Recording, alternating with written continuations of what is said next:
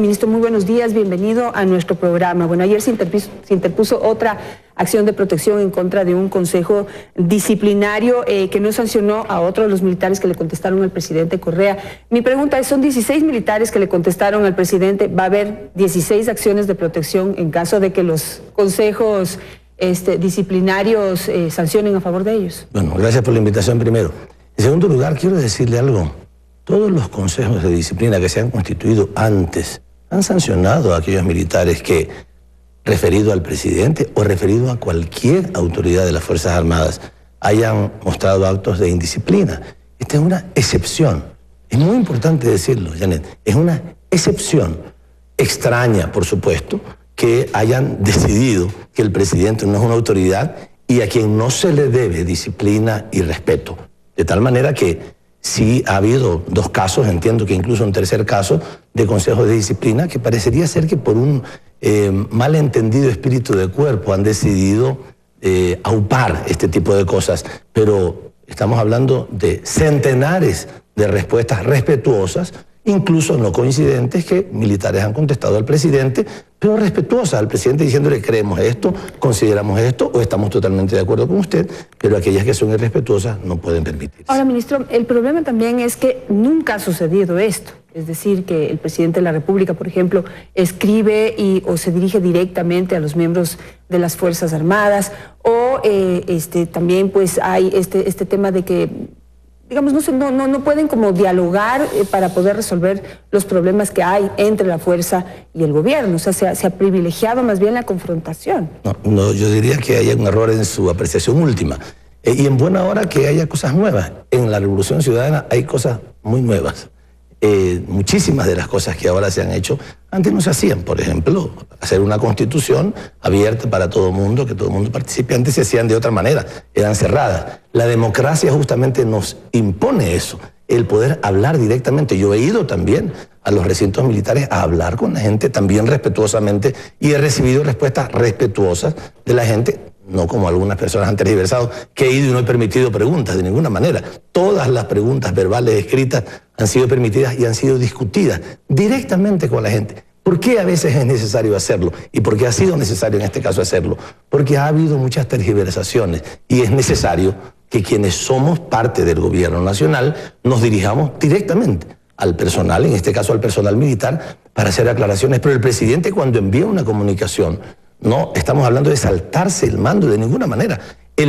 La máxima autoridad es como que el gerente de una empresa, en el caso de Teleamazonas, venga y un momento dialogue con los camarógrafos. Si está saltando el mando, tiene que preguntarle primero al jefe de piso. No, discúlpeme, el gerente lo puede hacer, el presidente lo puede hacer. Normalmente hay un proceso que primero hay que evacuar y, bueno, si el proceso no da resultado, entonces ahí, por supuesto, que se puede hablar directamente. Claro que se hace. Yo he hablado primero con el alto mando. Si no, sería desautorizar al jefe de piso, por ejemplo. No, de ninguna manera. No, conversar directamente con las personas. No es desautorizar al jefe de piso, a menos que venga a enfrentar al jefe de piso. Pero cuando el presidente envía una comunicación, envía una información amplia y aclaratoria sobre el tema de los famosos 41 millones, sobre el tema de las reformas al ISFA, para que haya información directa y clara respecto a lo que pasa. Eso es necesario. ¿Qué ha pasado, ministro, por ejemplo, con los militares que en esas preguntas o en esos comentarios que hicieron directamente manifestaron no estar de acuerdo o han hecho pedidos especiales? De alguna manera, digamos, el malestar se genera porque, a pesar de que ha habido esa comunicación directa, el proyecto va tal cual, tal y como lo presentó el presidente, así se fue a la Asamblea, así se aprueba y así va. Entonces, esos diálogos como que son exactamente lo contrario inútiles de lo que usted dice. Lo contrario, con todo respeto se lo digo. A ver, no va exactamente tal como el presidente lo planteó. El presidente planteó 2 temas importantes, el de las pensiones de retiro y el de las cesantías. Yo traté eso en 7 reuniones amplias con más de 2.000 personas, con discusiones, pero muy respetuosas, por supuesto, como deben de ser. Y decidimos no enviar el tema de cesantías porque creíamos que había una importante preocupación y razones en las observaciones que se presentaron. Así que no fue igual, fue solamente el tema del retiro. Y en el tema del retiro, el presidente, no solamente que yo me reuní con el alto mando, el presidente se reunió con el alto mando, lo conversó con ellos y plantearon los temas. Y el alto mando consideró que era adecuado. Luego, los términos exactos con que se presentaron, después hubo discusión sobre eso. Pero no se envió la propuesta como inicialmente fue considerada, sino de otra manera. Y después de eso, después de que se envía la propuesta, me reúno yo con un consejo ampliado de generales y almirantes. Voy a tener otra reunión con ellos también, y ellos expresan una serie de preocupaciones, ya estando en general de acuerdo con la propuesta, pero preocupaciones sobre algunos términos que se utilizaron, etc. Eso lo he discutido con la Asamblea. Hemos hecho algunas modificaciones en el proyecto y en la primera lectura del informe, digamos en el primer debate, ya muchos de esos temas son superados. Es decir, nosotros consideramos a la democracia de manera adecuada, o sea, nosotros respetamos la democracia, respetamos el diálogo con las personas y a partir del diálogo también hacemos correctivos. Así que no es correcto decir que va porque va y que de todas maneras todo se presentó. No, se presentan los temas que son importantes, porque sí hay principios que hay que defender.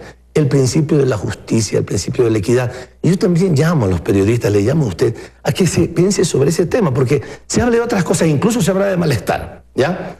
Pero no se habla sobre el contenido mismo.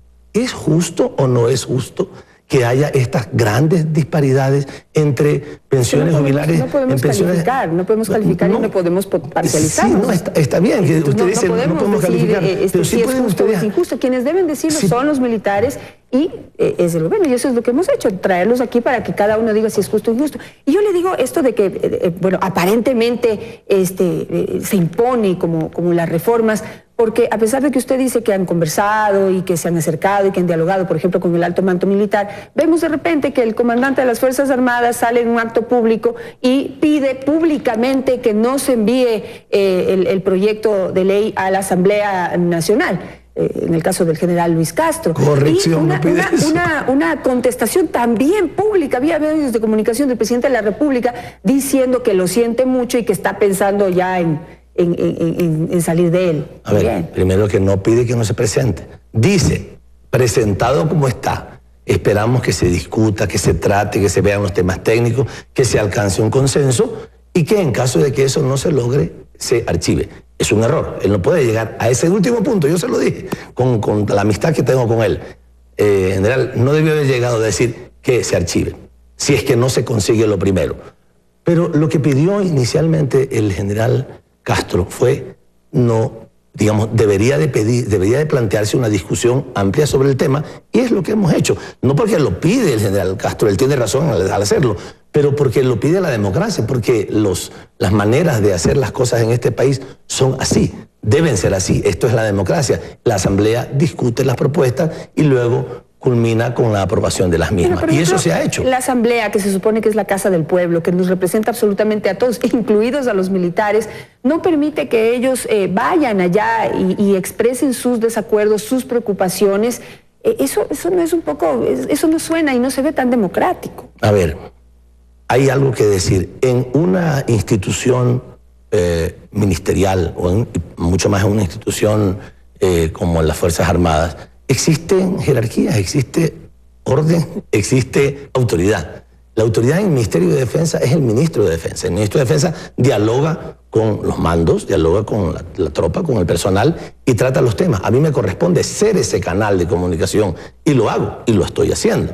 Eso me corresponde hacer a mí. En la parte técnica, sí, se consideró que era importante hacerlo. Nosotros dialogamos, me invitaron como presidente del ISFA a participar en una conversación técnica en la Asamblea, y lo que hice fue delegar justamente a los actuarios, a los especialistas técnicos, a un actuario, una abogada y otro especialista, para que vayan. Y fueron a la Asamblea, trataron el tema técnico. No es cierto que no se haya hecho, pero las autoridades, digamos, políticas, la autoridad política es el ministro, y al ministro le corresponde hacer ese diálogo. Lo he hecho con el alto mando, lo he hecho con el Consejo Ampliado de Generales y Almirantes, lo voy a seguir haciendo porque me corresponde a mí, pero imagínense que cada militar, que cada alto mando vaya allá, cada general vaya a decir sus opiniones. Se va a producir un enredo enorme que en la Asamblea no puede establecerse. Hay autoridad, hay jerarquía, y esa jerarquía tiene que cumplirse. Pero, en medio de estas hay algo, de esta confrontación, usted dijo algo muy rápidamente, el tema del malestar. No se puede considerar que porque media docena de generales en servicio pasivo estén en las calles solitos, digamos, con una veintena de personas más, haciendo manifestaciones, haya un malestar en las Fuerzas Armadas. Eso es un error. Sí, es reproducir eso, decir eso regularmente, digamos, puede hacer pensar que existe ese malestar. Pero no existe ese malestar. Las Fuerzas Armadas están dedicadas a lo suyo. Claro, hay algunas personas que pueden discrepar de los temas, especialmente generales en servicio pasivo, que están defendiendo sus prebendas, están defendiendo privilegios que son legales, pero no son legítimos. Son legales porque así lo dice la ley, pero no son legítimos. Ellos están defendiendo eso todo el día, a cada rato. Están dedicados a eso. Lamentablemente, deberían no estar dedicados a eso, sino a descansar, pero lamentablemente se dedican a tratar de generar ese malestar y a tratar de incidir incluso en los militares activos, lo cual es muy deshonesto. Pero digamos que decir que ellos están tratando de incidir también, digamos, no sé, descartar que no haya un malestar en las Fuerzas Armadas también me parece extremo y de alguna manera riesgoso. Digamos, los militares de servicio pasivo han manifestado que ellos han salido a hablar porque los miembros del servicio activo no pueden hacerlo por su condición de ser subalternos, de tener que obedecer al poder político, y etcétera, etcétera. Y de alguna manera, ministro, sí se ha visto como raro, le voy a decir, ya nomás le voy a decir eso, pero en otros países a los ex generales se les respeta mucho. Son personas que han ido y que han representado a las Fuerzas Armadas de una manera que ha sido admirable, o sea, han tenido una carrera que ha sido admirable, porque así nos han enseñado, digamos, así los hemos visto como ecuatorianos durante toda esta historia, los hemos visto a muchos de ellos ir a la guerra. Muchos ecuatorianos fueron a la guerra también como voluntarios, hemos sido periodistas también que hemos ido allá y nos hemos visto en el frente de guerra, por el ejemplo el general Paco Moncayo, por ejemplo, y digamos hemos venido de una historia de respeto y en otros países también son figuras de muchísimo respeto, pero aquí hemos visto que desde la autoridad política se les ha gritado, se les ha desautorizado, se les ha mandado sacando, hoy usted dice que deben irse solo a descansar, es decir, es como que se les está rebajando, como despreciando de alguna manera. Ver, y eso no sé, genera mucha opinión pública. No se trata de despreciar, se trata de que también la gente debe merecer ese respeto al que se les debe. Por supuesto, todo respeto para los exmilitares, no solamente para los generales, para todos los militares. Debe respetárselos a ellos, pero ellos también, si se convierten en actores políticos. Sí, señor, a la Molestina, cuando yo estoy entrando a hacer una socialización, que se reclamaba porque decían que la socialización no era completa. Falso, absolutamente falso. Usted puede estar segura de que no quedó una pregunta sin contestar de todas las que se hicieron verbales y por escrito en las 7 socializaciones que yo participé. Y el señor Molestina se enfrenta a mi carro y le da un golpe de puñete a la ventana, que felizmente la tenía cerrada, si no me daba un golpe de puñete a mí. Ese señor está haciéndose merecedor del respeto. No, este señor está usando la violencia. Quería seguramente hacerse víctima, quería que lo cogieran preso. No lo cogieron preso. Debían haberlo hecho, pero no lo cogieron preso. Por usar la violencia contra un ministro de Estado. ¿Es eso correcto? Somos nosotros los que estamos provocando. Los señores están haciendo manifestaciones en las calles, pidiendo mi salida, pidiendo que me declaren persona no grata, organizando, intentando organizar reuniones con los militares activos para generar una desestabilización. ¿Es eso correcto? Eso es incorrecto. Nosotros tenemos que responder, por supuesto, porque existe en este país autoridad. Esa es la diferencia con otros gobiernos y con otras épocas. Aquí existe autoridad, existe valentía, existe frontalidad para decir las cosas, pero por supuesto si alguien se convierte en un actor político, o sea, no es porque es ex general, es porque se convierte en un actor político y no solamente un actor político, en buena hora que solo lo fuera, es un actor violento, porque usan y generan violencia, por supuesto, no es que lo vamos a enfrentar con la violencia, pero sí tenemos que aclarar las cosas que ellos dicen, porque dicen una serie de cosas que son absolutamente incorrectas. Se han dicho cosas de lado y lado, ha habido como excesos de lado y lado, lo considero yo, de una manera muy respetuosa, pero yo quisiera saber si ya no es hora de bajar las tensiones, ¿no cree que ya esto tiene absolutamente tenso a todo el país? Muy nervioso. Hay otros problemas en los que necesitamos concentrarnos, en el que el gobierno necesita concentrarse. ¿No es hora ya de apagar este problema y ya pasar la página? Sí, por supuesto que tiene que bajarse las tensiones. Nosotros estamos absolutamente de acuerdo en que tiene que hacerse así, pero cuando hay problemas, los problemas tienen que enfrentarse. y también cuando hay tergiversaciones hay que hacerlos. Paco Moncayo, a quien yo le debo un especial respeto por su trayectoria de vida, etc., dijo en una entrevista, no sé si fue aquí en este medio o en otro, que hay que cuidar la precaria democracia. ¿Por qué habla de la precaria democracia? Como cuando se habla de malestar, de desestabilización. Precaria, no, esta es una democracia robusta, esta es una democracia firme.